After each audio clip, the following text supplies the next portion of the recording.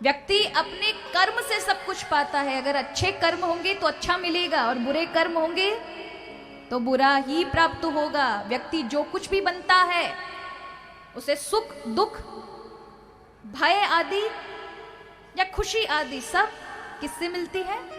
कर्म के कारण। यदि कर्म बुरा करोगे तो भय बना रहेगा और भय स्वाभाविक है।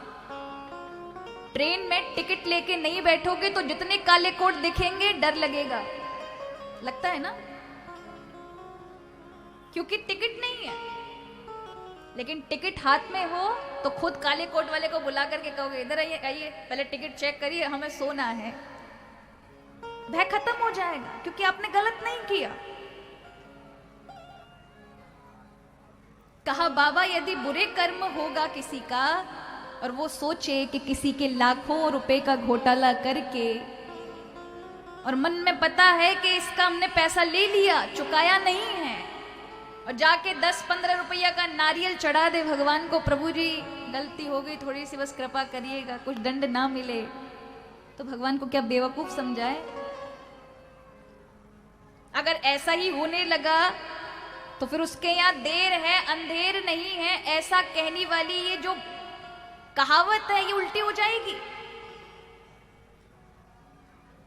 जो गलत कर्म करेगा उसको दंड है, विधान है और मिलना ही है।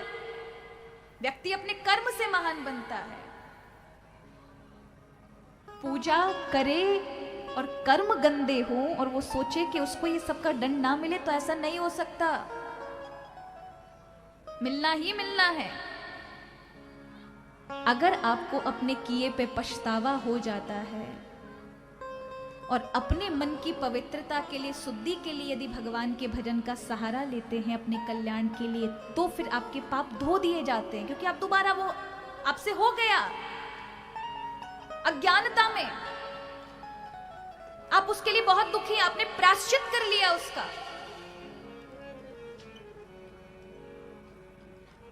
और आप दोबारा वैसा नहीं करेंगे और अपने किए पे बहुत पछतावा और जीवन भर रहे और अपनी शुद्धता के लिए कि दोबारा ऐसे कर्म में प्रवृत्त ना हो, तब प्रभु की आराधना की जाए तो उस व्यक्ति के कर्म को भी प्रभु भुला देते हैं क्योंकि ये सही राह पर आ गया।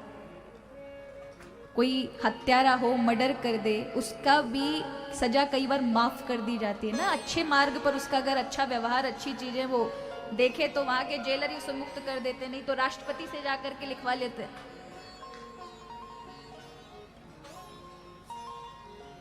लेकिन गलत कर्म में प्रवृत्त है व्यक्ति, गलत कर्म छोड़ नहीं रहा और पूजा का सहारा ले ये सोचे कि उसके कर्म का परिणाम ना मिलेगा, तो ये गलत है सोचना। कर्म के कारण ही व्यक्ति बंधा है और उसे दंड।